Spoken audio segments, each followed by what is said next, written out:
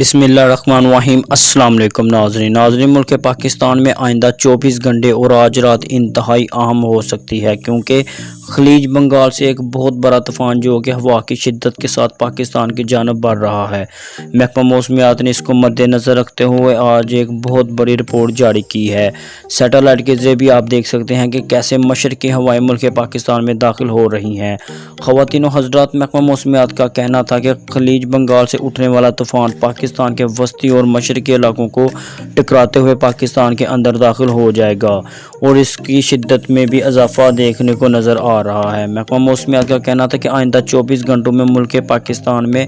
بڑے پیمانے پر یہ ہوا کا پریشر پھیل جائے گا۔ محکمہ موسمیات کا مزید کہنا تھا کہ اس سے ملک میں مزید بارشیں اور طوفان بھی آ سکتا ہے، جو کہ پاکستان میں ایک دفعہ پھر سے پورے ملک کو متاثر بھی کر سکتا ہے۔ مزید محکمہ موسمیات کا کیا کہنا تھا، آئیے آپ کو مکمل تر تفصیل کے ساتھ اس ویڈیو میں بتاتے ہیں، لیکن اس سے قبل آپ سے گزارش ہے، اگر ابھی تک آپ نے ہماری ویڈیو کو لائک نہیں کیا تو ہماری ویڈیو کو لائک کر کے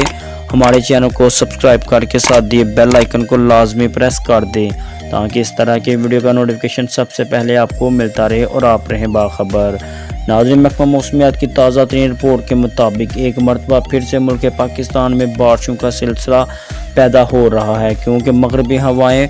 آج رات پاکستان میں داخل ہو جائیں گی، جس کی وجہ سے ملک پاکستان میں سیلاب زدگان شدہ علاقوں میں مزید سیلابی صورتحال بھی پیدا ہو سکتی ہے۔